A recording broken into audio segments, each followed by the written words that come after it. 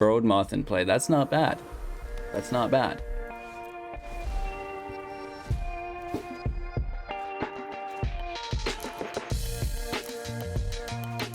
Let's Alrund. Take another turn. Hello again. Welcome back, ladies and gentlemen, boys and girls, ghouls and goblins. It's another Magic the Gathering Arena deck by HGG. Today we are playing the Polar Vortex. This is a Dimir-based control deck, not using Yorion. Pretty cool. The deck performs very nicely in standard best of one Mythic rank. Of course, we'll break down the strategies, synergies, everything you need to know as someone brand new to the deck to play it effectively and efficiently. Getting into today's gameplay footage, we'll break down all of the playlines and interactions so you can see it in action firsthand, allowing you to determine whether or not you want to spend your wildcards on the deck. Wrapping up with our final thoughts, general shenanigans, having a great old time. You know, whatever happens, happens there, right? It's a wild card of sorts. Thank you all for your time and attention. I really appreciate you guys. Maya's in studio here with me today. We'll say hello to her in a second. Make sure to like, comment, subscribe, share the channel to all of your friends, all of your play groups, anybody who's interested in Magic the Gathering Arena. They should be here, part of the Wolf Gang, because we have a 500,000 gem giveaway. We have 100 one-on-one coaching sessions with myself that come with a cash prize as well. Free cash prize monthly tournaments, Brawl and Artisan. Again, free entry with cash prizes. That's on MTG Melee. We have a ton of other things going on as well. So join the community, come say hello, introduce yourself, and I'm looking forward to meeting you.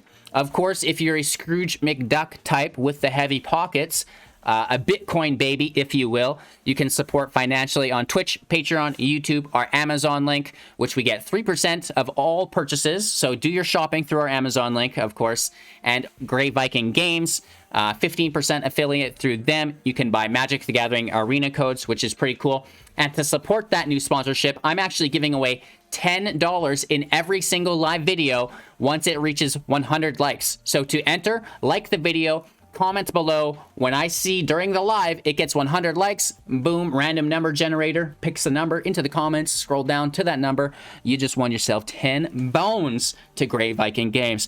Thank you all for your time and attention. Let's break down the deck.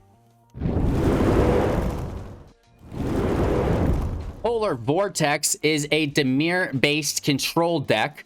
60 cards, no Yorion, average converted mana cost of 4.0. Only 4 creatures in the deck, 32 non-creatures. Woof. We have 24 lands, so a very fairly balanced deck. There is one thing that I would like to change about the deck. Maybe let's do that to wrap up. And if you can catch it before we get there, leave it in the comments below, because I'd love to see if anybody kind of can pick it up before I mention it. So let's break down Polar Vortex. This is a removal-based deck, right? We do have some counter magic, but this is really only to protect ourselves once we gain control, right?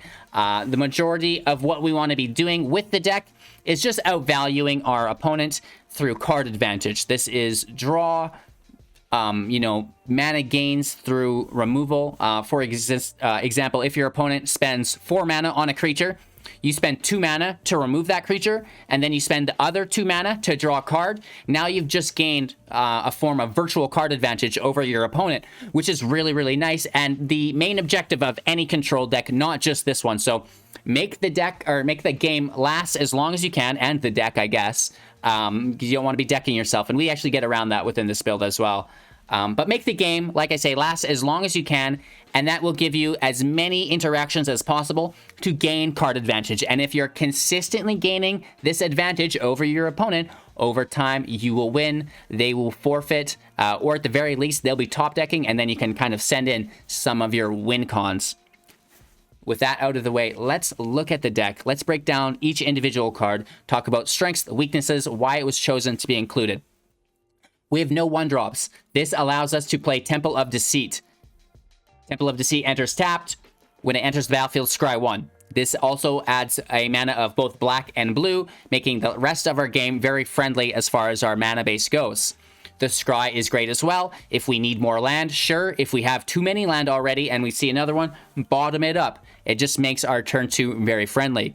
Now our, optimal turn 2 play here is a Maze Mine Tome. It's an artifact. You can tap it to scry 1, adding a page counter to it. You can also pay 2 to tap it, drawing yourself a card, adding a page counter to it. Once we have 4 page counters on the tome, sacrifice it, gain 4 life. Very nice for finding the land that you're missing, for finding the removal that you so desperately need, and also for surviving against the aggro decks through the life gain. Into some of the 2-drop removal now. 3 copies of Heartless Act, instant speed, destroy target creature with no counters on it, or remove up to 3 counters from target creature. 2 copies of Eliminate at instant speed, destroy target creature or planeswalker with converted mana cost 3 or less. Both of these are hard removal spells at instant speed, making them very valuable to us.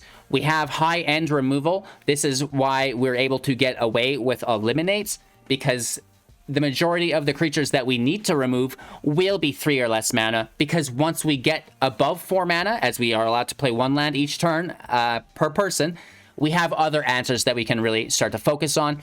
One of my favorite uses for Eliminate is on our opponent's Crawling Barrens, right? This will absolutely be a must at any control deck right now to deal with the Barrens. Things like our Soul Shatter, which we have not... Oh yeah, here we do. 2 copies in the deck as one of our first 3-drop removals. Instant speed. Each opponent sacrifices a creature or planeswalker with the highest converted mana cost among creatures and planeswalkers they control. This won't get Crawling Barrens. Heartless Act won't get Crawling Barrens. However, it can get it if they have only 3 counters on it. Well, I guess it would be 2, right? Or you could double cast and take 6 counters off of it, because if it was in play as a land, you remove all of the counters from it, it will die, right? Which is nice. So you can kill it with the Heartless Act, but you might get it early if you're lucky, or you're going to have to do a 2-for-1, which is super duper awkward.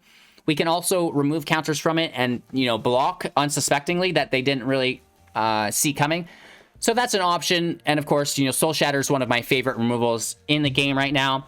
Hits Dream Trawler, hits Ugin, hits Elder Gargaroth, hits Terror of the Peaks, hits Goldspan Dragon. It hits everything that you need it to hit absolutely perfectly. We do have 3 copies of Extinction Event in the deck as well at sorcery speed, keeping in lieu with the rest of the removal, and we'll switch to the Disruption after and then move into the draw engines and, win cons. Extinction Event is a 4 converted mana cost sorcery. Choose odd or even. Exile each creature with the chosen converted mana cost. 0 is even, of course. This is great, right? It just basically cleans the field of the majority of our opponent's creatures, which brings me now back into a little bit of strategies and synergies. Prioritize your removal, kids.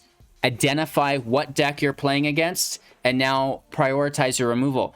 Because the Heartless Act, like I said, can't hit things with counters. The Eliminate can't hit things with mana cost 3 or less. Soul Shatter can't hit the least powerful creature. So we need to make sure that we're using our removal specifically and as advantageous as we can. A good example of this is once we've identified our opponent's deck, we see kind of what's going on. They might have 2 evens and an odd. Therefore, we can identify the odd as a single target removal source, use Heartless Act, use Eliminate, use Soul Shatter. That equation might depend upon Soul Shatter, so make that choice first. And then, of course, Extinction Event hits everything else, right? So prioritize single target removal on either odd or even, and then hit everything else with the Extinction Event, and you're going to have a lot of luck. Of course, we do have 2 copies of Shadow's Verdict at sorcery speed for 5. Exile all creature cards and planeswalkers with converted mana cost 3 or less from the battlefield, and all creatures and planeswalkers with converted mana cost 3 or less from all graveyards. This is great. This just cleans it up, right? It doesn't depend on odd or even.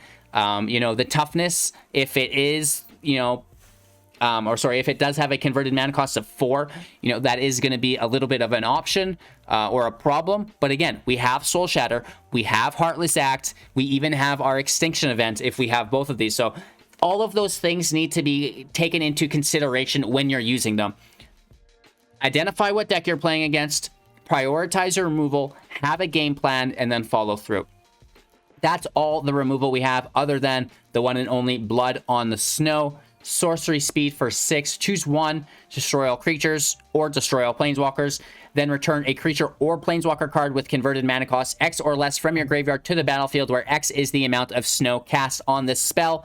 Of course, we do have 7 snow islands, 7 snow swamps, so that shouldn't be a problem. Ugin's -X could be considered removal as well. It's a 7 loyalty planeswalker. -X exiles each permanent with converted mana cost X or less with 1 or more colors. So everything other than colorless will get exiled here. +2, 3 damage to any target, and -10, gain 7 life, draw 7 cards, and then put 7 permanent cards into the battlefield from your hand. Woof, right?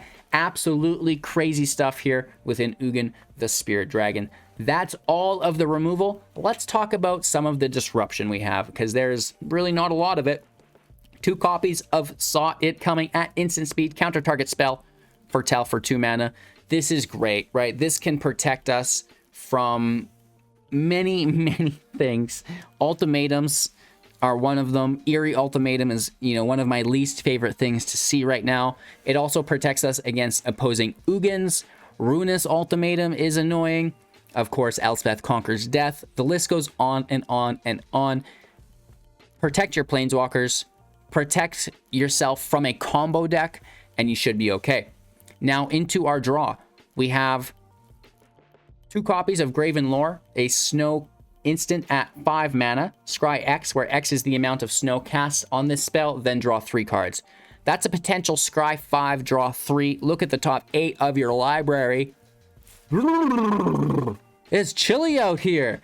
That's incredible. So you're going to find the answer that you're looking for there, obviously. We can cycle Shark Typhoon for a draw. Of course, Shark Typhoon is a 7 converted mana cost enchantment. Whenever you cast a non-creature spell, create an XX blue shark with flying, where X is that spell's converted mana cost. Cycling for 2 plus X. Again, discarding it, drawing ourselves a card, making a shark equal to X, which is pretty cool.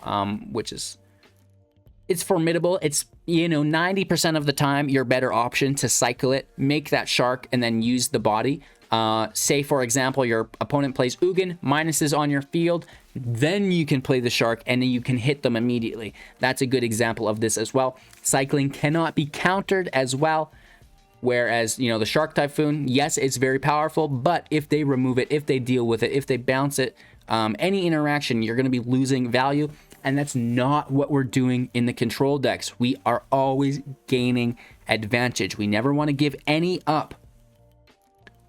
Speaking of gaining advantage, the Midnight Clock. It comes in. We can immediately tap it for mana, which is cool because it's an artifact. We can pay 3 to put an hour counter on it. At each player's upkeep, an hour counter is organically put on it. And then once there are 12, we exile it, shuffle our hand, plus our graveyard into the library, draw 7. We can get this in play. It helps us ramp. We empty our hand, we draw a new hand. That is amazing. We also have God of the Voyage, a 2/4, and at the beginning of your upkeep, you may exile it. If you do, it gains whenever a land enters the battlefield under your control. If Cosima is exiled, you may put a Voyage counter on it. If you don't, return Cosima to the battlefield with a +1/+1 counter on it for each Voyage counter that you had, right? You'll also draw X cards equal to those Voyage counters as well. Again, getting it in play, exiling it, stacking those Voyage counters on, remove, exile, exile, end game, bring it back, draw a full hand again, plus you've got a massive body as a win con, which is pretty cool. The Omniel we don't really utilize. It's a 3/3. Whenever a vehicle you control deals damage to a player, that player exiles that many cards from the top of their library. You may play lands from among those cards as long as they remain to exile crew for 1. It's there. We have Teferi as a little bit of a draw in the deck. 3 loyalty. It can activate its loyalty abilities on each player's turn at instant speed. +1, draw a card, then discard a card. -3, target creature you don't control phases out. And -10, you take 2 extra turns after this one. Not 1, but 2 extra turns. We're all about it. Bringing in our extra turns. Well, we've got 3 copies of Alrunds Epiphany for 7. Foretell for 6. That means we're paying 2 mana to exile it face down. and then playing it from exile for 6 mana. At sorcery speed, creating 2 1/1 blue birds with flying, taking an extra turn after this one, exiling the Epiphany. This is amazing. We've actually had it, so we're taking 3 turns in a row. We get 3 emblems because we have Teferi and Alrund pop at the same time, which is a lot of fun and almost impossible for your opponent to come back from. Moving on from that, we have Solemn Simulacrum. This could be considered a draw/ramp engine. A 2/2 when it enters play, grab a basic land, it goes in tapped, shuffle. When it dies, draw a card. Absolutely, it's colorless, so it can survive Ugin. Speaking of colorless draw that survive Ugin, the Maze Mind Tome for 2. We can tap it, put a page counter on it, scrying 1. We already talked about this, LOL. Skipping past the tome because we already mentioned it. And I guess that's everything. We've got the Deceits for the Scry. We mentioned that. The Pathways for the consistency. The Snows. 2 Castle Vantresses. Pay 5. Scry 2. That's really good late game if you're not using any instant speed removal. No sideboard today as we are playing best of 1. I have Valky in here. You know, I was flirting with the idea, but it works fine without it, so we're going to keep it. Polar Vortex is, you know, one of my favorite decks right now. Skipping past Yorion, skipping past all of the fads that we see, and just trying to play some good old-fashioned control. I think Alrunds Epiphany takes the Dimir control deck to the next level. It's saved us multiple times. I'm really looking forward to combining Alrunds Epiphany and Teferi Master of Time in more decks, because I'm kind of obsessed with the triple turn right now. I love it. I know you guys will also. Thanks for your time and attention. I hope you enjoyed the deck tech. Make sure to like, comment, subscribe, share the channel to all of your MTG friends. Support financially, of course, only if you can afford to do so, on Twitch, Patreon, YouTube, our Amazon link, and our Grey Viking Games link. Quick reminder again, like the video and comment if you're watching it live to be entered in a $10 Grey Vikings gift card giveaway. Cheers, enjoy the gameplay footage. Download Magic the Gathering Arena Assistant, a must-have addition to the game for everyone on Windows. All of the latest news, metagame information, deck statistics, collection information. My favorite part, the Deck Advisor, which will let you know which decks you can play based on your own collection. See how I'm missing cards here, and it sorts them to the decks that I can play that I'm not missing cards to. It's so cool. Check that out for free. The links for everything today is in my link tree. Google Hello Good Game link tree, or it's in the description below. Take care, enjoy the gameplay footage, and we'll be back soon with our wrap-up thoughts. Our opponent plays first, tome in hand. Don't mind if I do, Hugh. Don't mind if I do.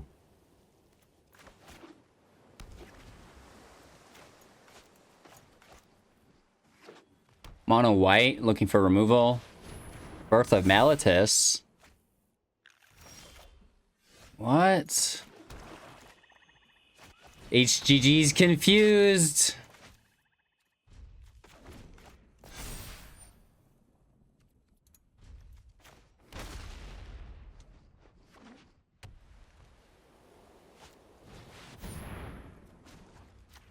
Okay.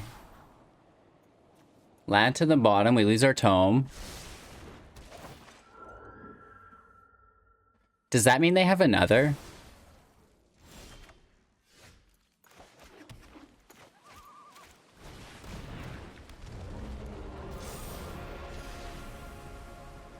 Playing our God of the Voyage. Hopefully it survives a turn. We can get it exiled. Yeah, they do have a second copy. Okay, that's a thing. Just drawing for a wipe now. What is up with all this land? Let's keep the snow land so we utilize that. Awkward.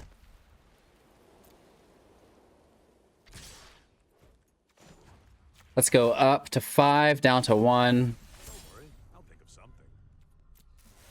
Toss the land. So at least that's doing some value. I knew that was coming. Another Meletis.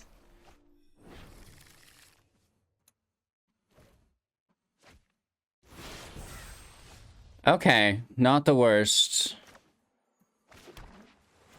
Things could definitely be worse.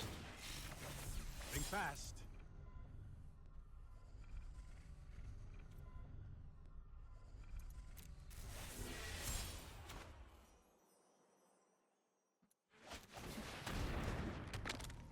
Tome and play. Saw it coming, protects us. We're at 5. We played a 6.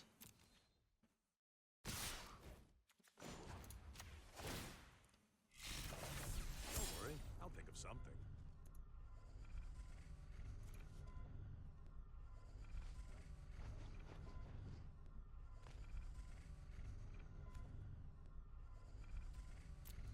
Toss the counter spell? I know that seems really awkward, but Alrunds Epiphany is so good. Time's up.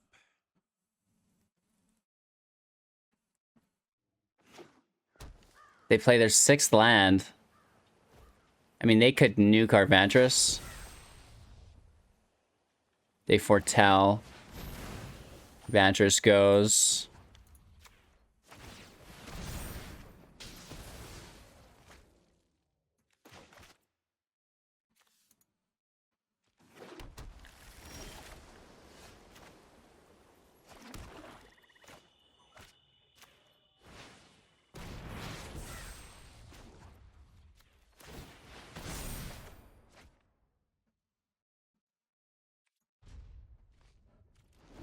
We get hit for 4, which isn't the worst.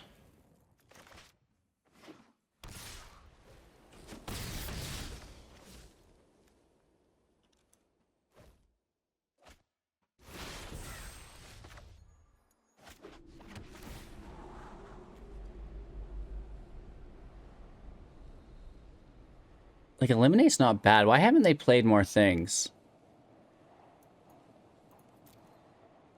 Seems weird.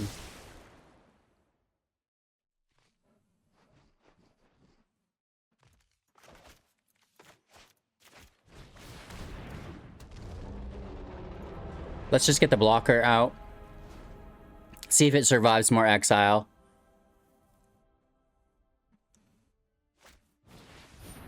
Shadow Spear is a thing. That's a card.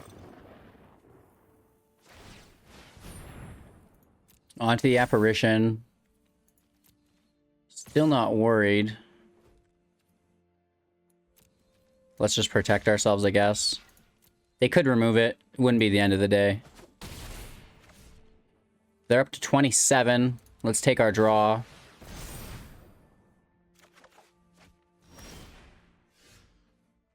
Exile that.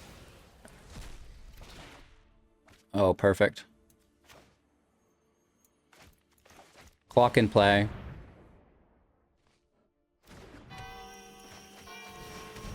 We hit odds.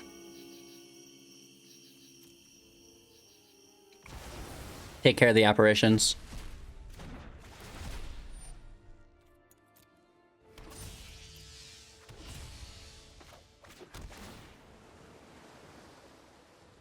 We just keep stacking counters. And our turn. This game should go until they concede, probably. Doomscar in play, that's fine. Let's take a draw. 4 life as well, up to 18.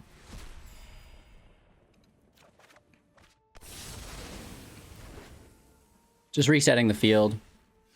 Doesn't really affect us at all.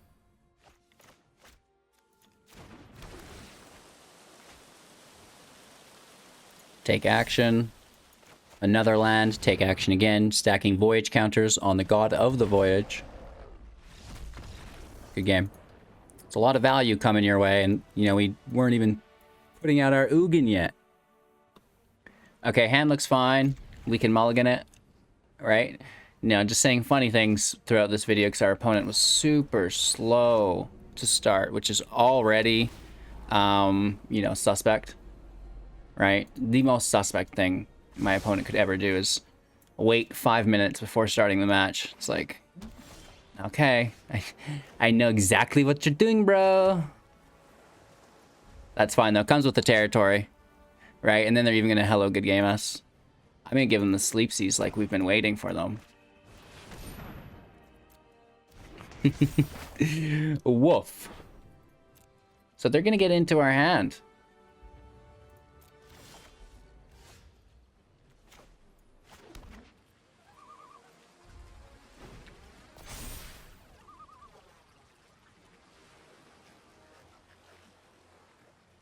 Let's see what they take. Right? What do you want to take, Samuel? Slamuel. I never even noticed that. It's not Samuel, it's Slamuel. You think this decision would be easier for them since they already seen our hand. Right?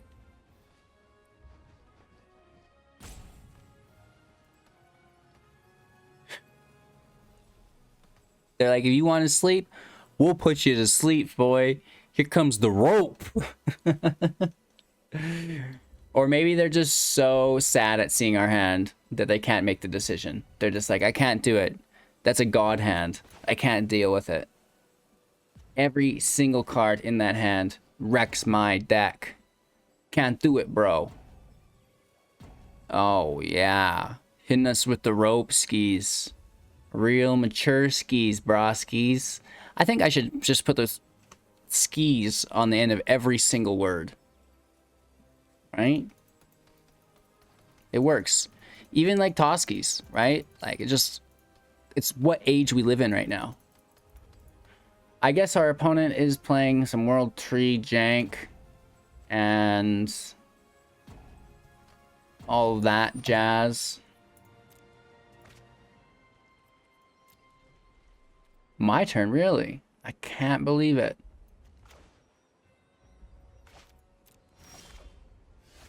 That's a pretty funny pickup.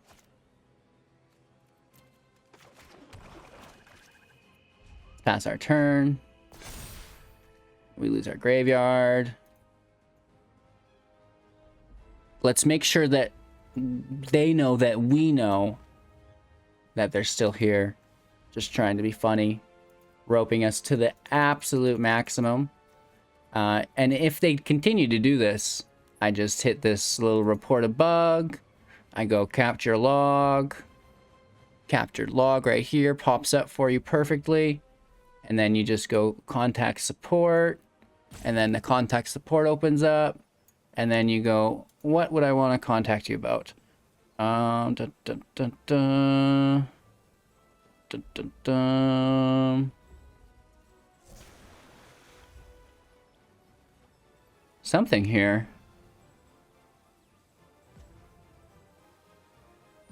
Anyways, general questions, account issues, report conduct. That's the one. Resolve. It's finally our turn after all that time. Anyways, we report the conduct of this player because they're roping us, right? And this is the easiest way to get them to not rope us as well on streams because they know their account's going to get banned if they continue to do it. So then they start playing. So you just openly show them that you're going to report them. And then they speed it up a little bit all of a sudden. Right? Absolutely laughable, ladies and gentlemen. It's pretty funny stuff here on the HGG show. There's no way around it. There's no way around it. Bruh, you oops yourself all day long.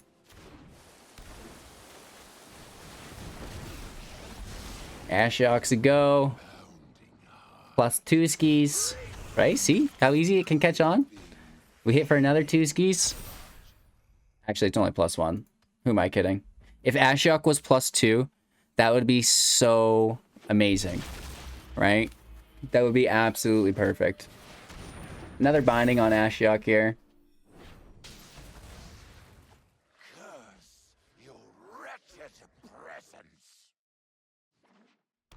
Another land. Yeah, I'm sure they'll just ultimatum us.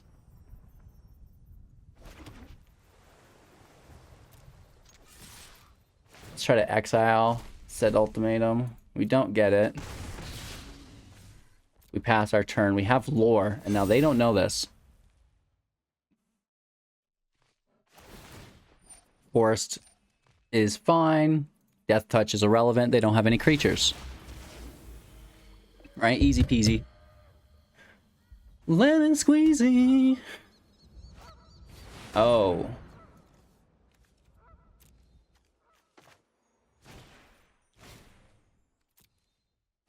I can do stuff too. It didn't really appear that they had any creatures. So let's put that to the bottom. Just taking 3 fresh off the top. Another lore. That's great. They kill both of our creatures. Oh, the tokens, are they not permanents? Yeah, they are.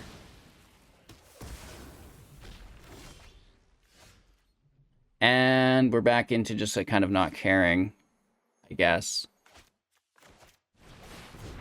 Ashiok can play. +1. And we don't need 2 mana up, so let's just take the scry.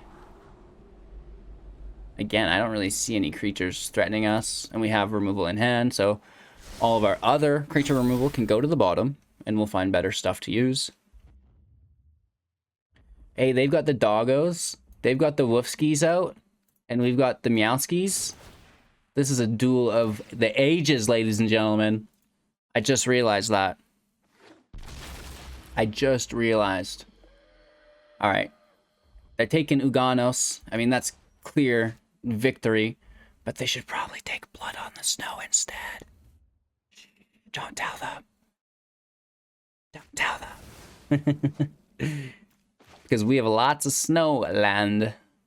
1, 2, 3. This is 4. Getting close. Search for glory. Did they take their own Ugin? Nope, just another binding, which they play on our Ashiok. Okay. Lots of bindings being played here. For a roper, they're doing pretty good. Uh-oh.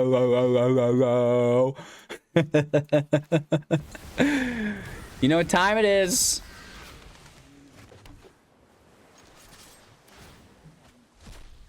Get some fight milk up in his house. Oh, we took a Vornklex away from them.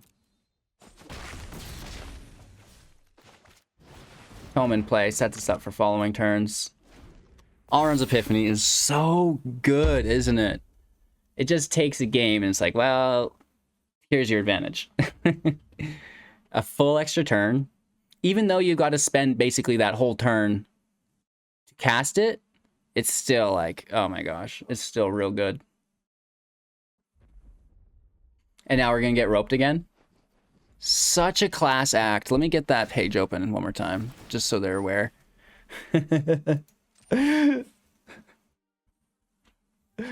I got to start telling streamers to do that whenever they know that that's happening to them, that they just pull that up and start typing the report on screen. Yeah, getting stream sniped, getting roped. Code of conduct, you guys, you got to follow it. It's supposed to be a nice environment for everyone. It's cheating.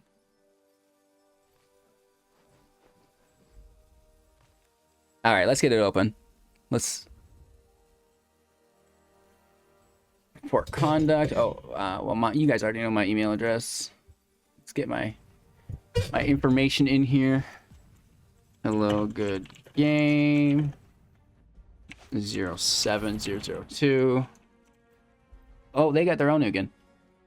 Do I care about this? No. I just immediately fry it. Fry it up, baby! -0. Does nothing. Alright, we just roast it.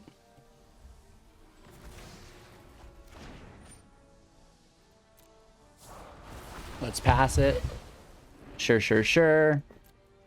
Take our draw engine. Let it rip. Oh, more land. Hey, we're getting close to that amount, right? Let's pass our turn.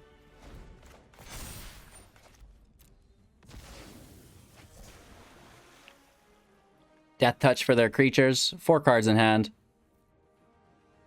Graven Lore is ready. Blood on the Snow is ready. We have 1, 2, 3, 4, 5. This will be 6 snowlands. But we have our graveyard exiled, so no Ashioks to bring back. No Ugins to bring back. Blood in the Snow is just removal. What is the display name of the person you encountered the problem with? Okay. The Real Slamuel Dunk. And it's such a shame. They've got such a great name. Right? Such a good name.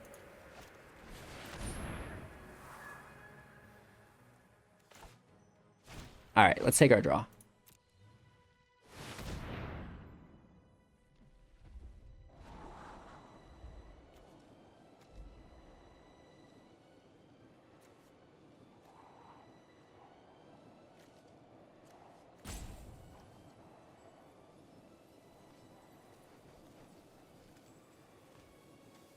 I don't mind all 3 of those, if I'm being honest.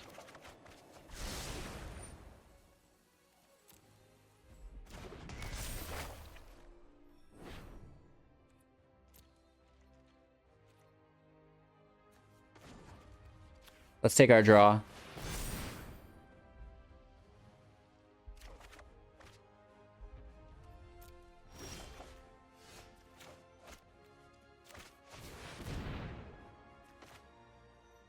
God of the Voyage in play. Land on top. Simulacrum. Protects itself from Ugin.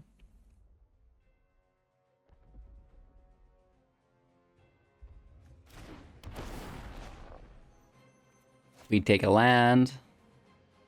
We've got a few of them. We got a few lands in play, right?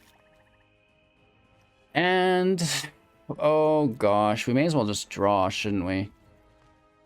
Let's end our turn. Omen of the Sun. Could care less.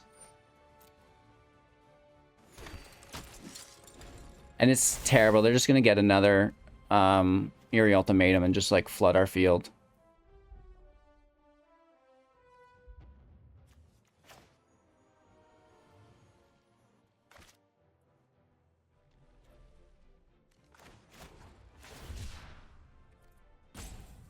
I'm going to take the Shark for 1.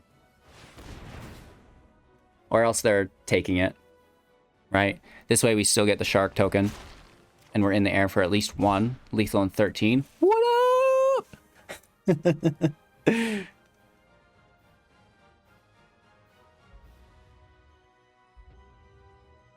Blood on the Snow is good, I guess.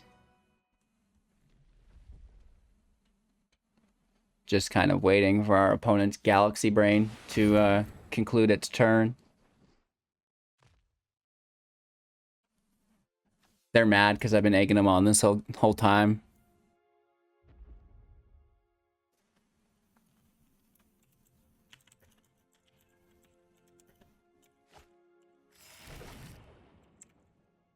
They take Binding of the Titans. Interesting.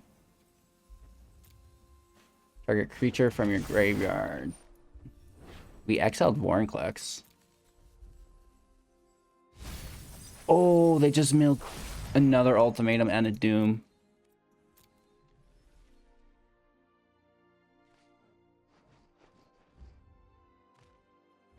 So that's the thing. Let's take our turn.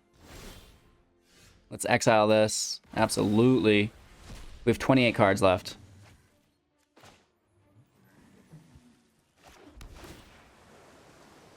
Let's just stack Voyage counters for a draw later on.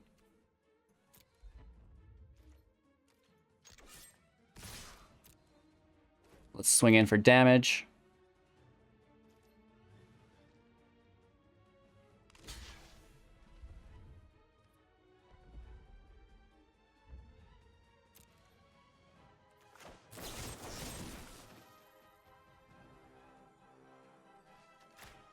I guess. They don't seem to have a Crawling Barrens.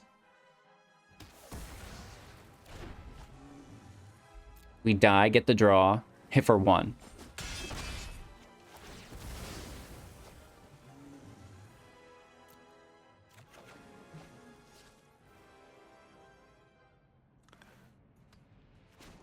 Let's take a draw now.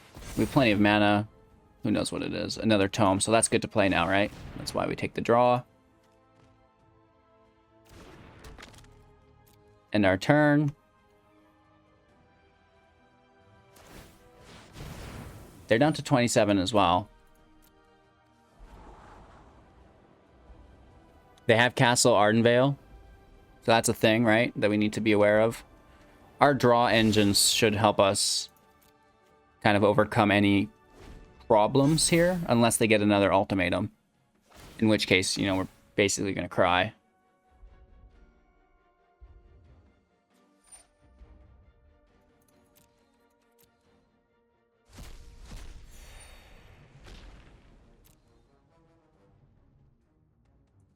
We lose our graveyard.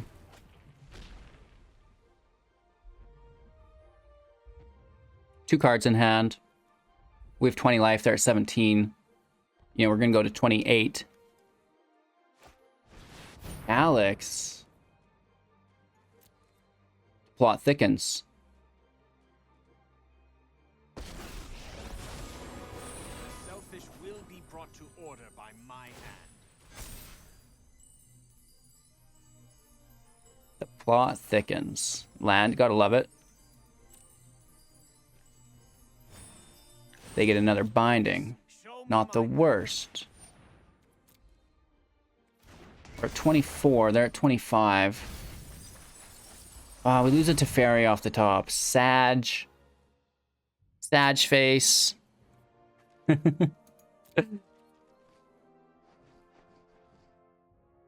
Yeah. Our turn.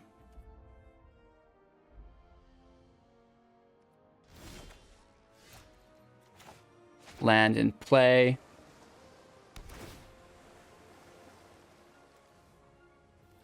Decline. How was that only our first counter on it? So we actually take action to put more counters on it. I thought we had more.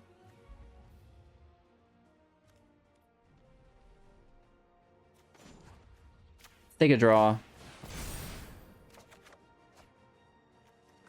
Alrunds Epiphany out. Okay. Cool. That's the card that turns the tide, baby.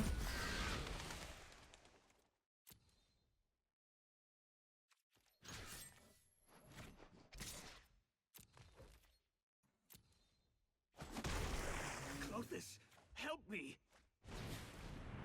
Clock in play. We take our other draw because it's our turn immediately. We're up to 24. We get another turn. We have another Alrund in deck still.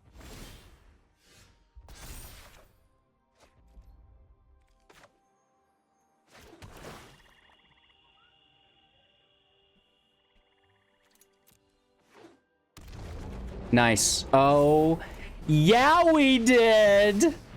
Yeah, we did. Woo! Smells like rope in here.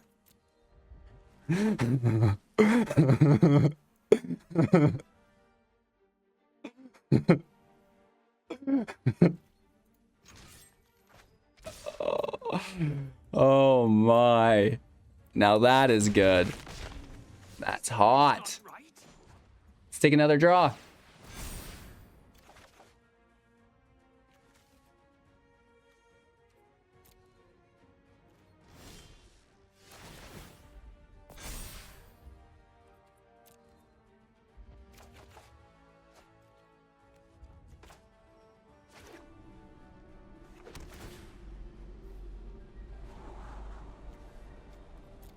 We might deck ourselves. I don't know. We've been drawing pretty aggressively.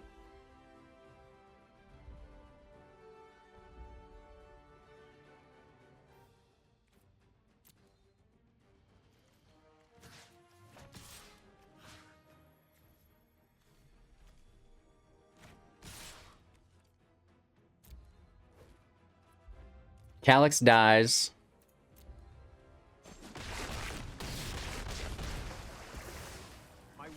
Continues to fray. Creature or land. Exile 2 cards. They gain life.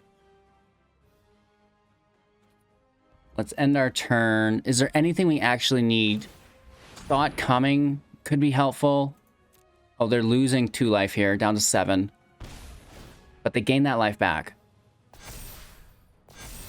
We do have decent hits here. We have lethal on board. Right, they go up to 9. No, they go up just 1. No, for each creature. And we don't have, like, we don't have creatures is the thing. I don't think either of us do. So there's no life gain. They have plenty of land. World Tree could pop right on our chinny chin chins. But I haven't seen any gods. 20 cards in library, 3 in hand, 12 open mana, with a Binding of the Titans in play.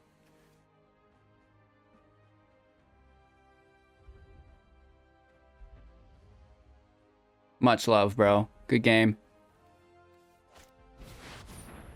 Garrick. That's a thing.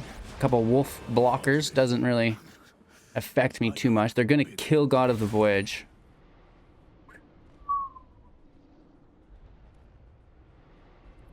We should have tried to draw, saw it coming. We should have tried to draw, saw it coming. We should have tried to draw, saw it coming to counter Garrick. That's a itsy bitsy misplay. Let's see if it was there.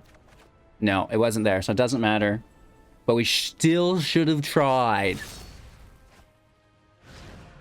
They get the draw. Birth of Malatus. Sure.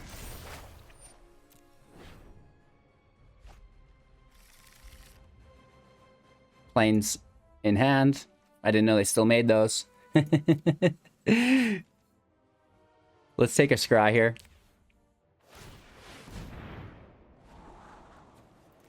Two mountains. We could have scryed before the draw. Let's see if it was here. If this is a saw it coming, we could have got it. No.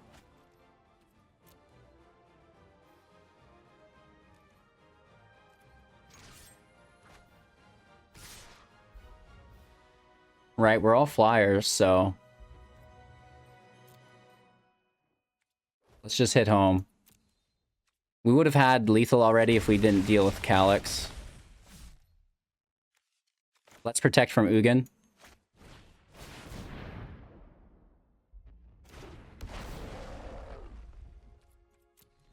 I can't believe we still have land in the library. Crazy, crazy stuff. Ending our turn. This is where all the cookies crumble. We have a full mitt of removal. There's too much removal here. A little bit of everything.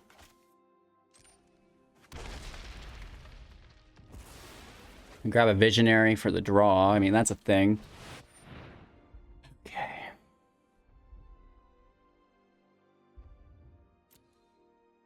So this is a problem. We have no way to deal with this Ugin.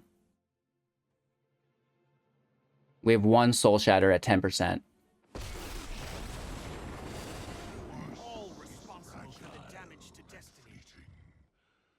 Cherish what little you find. Yeah, that's going to be game. We could not find the counter we needed. Well, it's still in deck. They destroy the clock. They should have destroyed the Simulacrum. They destroy a bird. We have to sack the Simulacrum. We get a draw.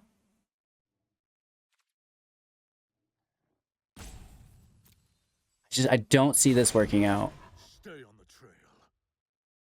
We have 4 damage in the air. They're saying oops, but I still think they get out of it with the -0 here. Right? So it's no problem really for them.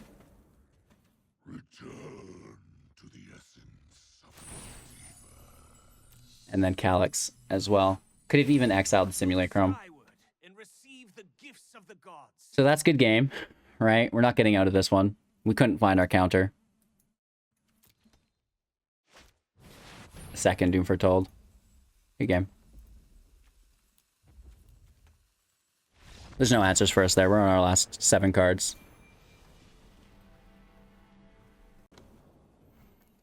Well, that was a terrible experience. Let's try to have some fun here. Right? Wow, the game is actually starting without 4 or 5 minute delay while someone logs into my stream. It's it's pretty funny. Like, people don't realize that you can tell immediately just by the lag that it takes for you to start your game. Like, no one presses play and then walks away from their computer for 5 minutes. You know what I mean? Just silly. So, pro tip for everybody who does stream snipe, right? You know, at least play the game while you log in, right? Like, try to manage both windows. Don't just be like, oh, let me go search this up for 5 minutes and then play the game, because it ruins our videos, right? And it ruins our mood. But you do you, however you feel you need to win. That's okay by me, brah. Thanks for watching the channel. I'll take your ad revenue. Right? I will accept all that's ad revenue. That's a lot of land, man. 1, 2, 3, 4, 5, 6. That's 7. It's too much land.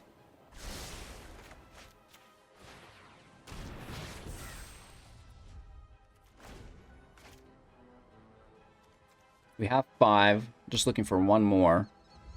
Epiphany. Simulacrum would be 7. Actually, Simulacrum will be 6. Then we find 7 for after our Epiphany. We'll get it. We've got the Scries. We've got the Uganos.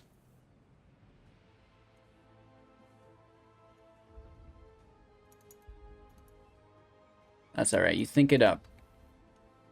Think it up.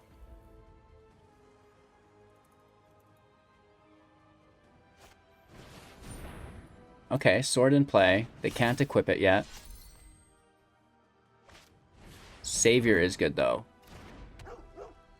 We definitely need to push Ugin as fast as we can. Right?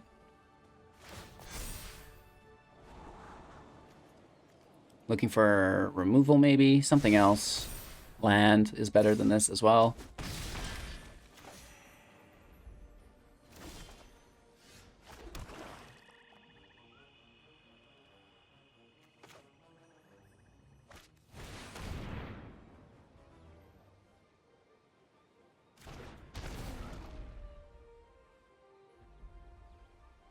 Very least it blocks, right? And it's ramping, which is our main objective.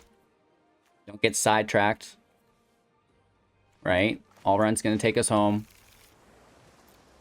That's 5. Next turn is 6. And then the turn after that should be 7.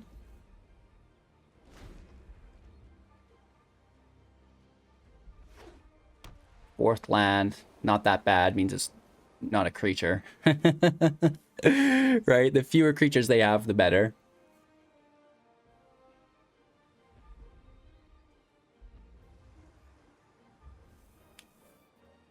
They want to put the sword on the aspirant, or they want to put the sword on the savior, and then they can protect the aspirant over and over and over again. It's going to be a weird decision. It's up to them. I think both are pretty cool. I'm going to block with the Simulacrum regardless, right? They can't give protection from colorless, so we just take the block skis.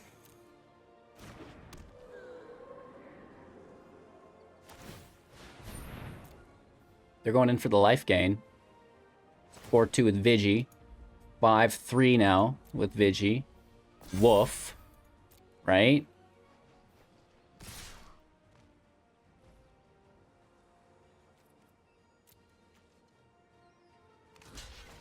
I kind of want to just kill this thing, but, you know, they'll just protect it, and then we still took 5 damage. Maybe it's worth it. We're just going to exile anyways. We actually should have blocked it. Then they still would have saved it. It doesn't matter. Blocking the majority of damage, I think, is better. Like, actually, as I come full circle, I'm always second-guessing myself into infinity. It's not a land. That's their turn.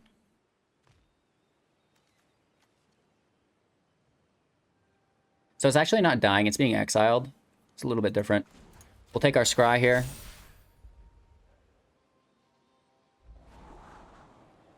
I don't mind Teferi, but again, it's not that land. We need the land. We hit odds here.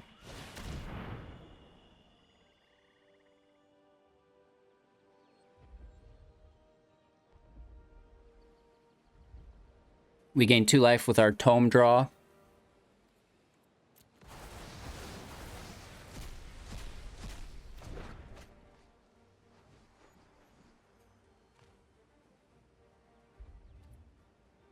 Yeah. The life gain's best here. We're gonna get hit for 5. As a minimum. Daxos in the house. What's up, bro? Nice shield. Nice sword. Okay.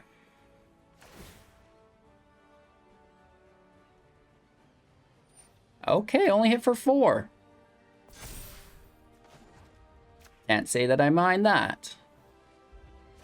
We'll mitigate all of that damage here, basically. Oh, no. BM incoming. Extinction Event is such a dirty card. I done you dirty, bro. I done you dirty. I'm so sorry. God of the Voyage out. We're gonna exile it, Alrund, and, you know, just lock down the game from there. That was a pretty sick top deck. Is there a sorry button here? I just want to give him a hug. Broadmoth in play. That's not bad. That's not bad.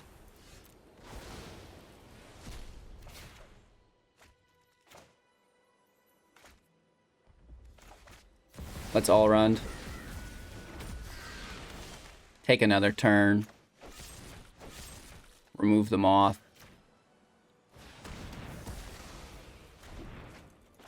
Tome in play. Saw it coming. Is still in, availability for us. We have 43 cards left. Should be no problem.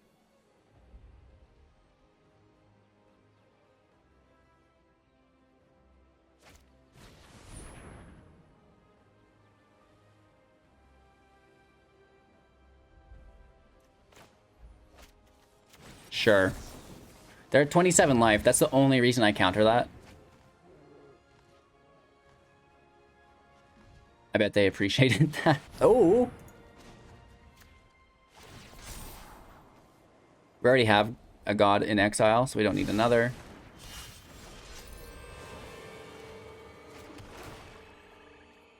Klein. Oh, no, no, no, no, no, no, no. That was the wrong... Oh my god, what have I done?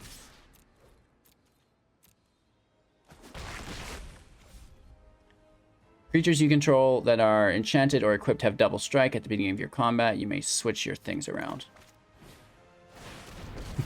We were supposed to minus, but I'll just do this instead.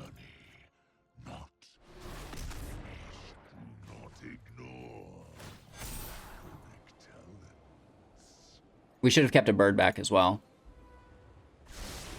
Unless they pull exile on the God of Voyage, we just chump block and, all is well.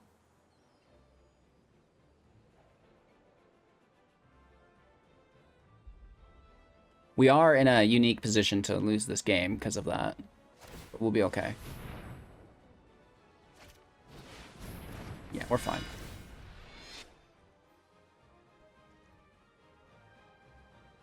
That double strike hits us whenever, though, right? Now that's the scary part. Woof.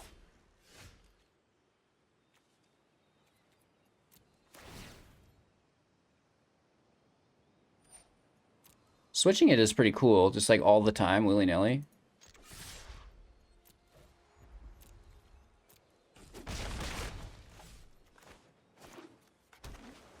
Let's take a draw first. Maybe we get some removal. That helps us. No.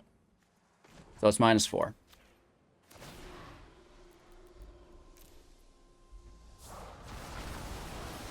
So we kind of fudged up a bit. We lost our God of the Voyage because I declined instead of accepting.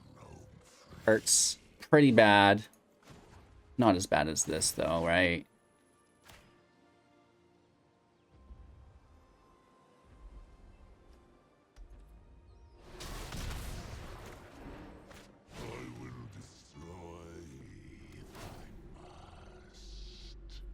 Well, Shadow Verdict might not be bad. Let's gain 4 life up to 16.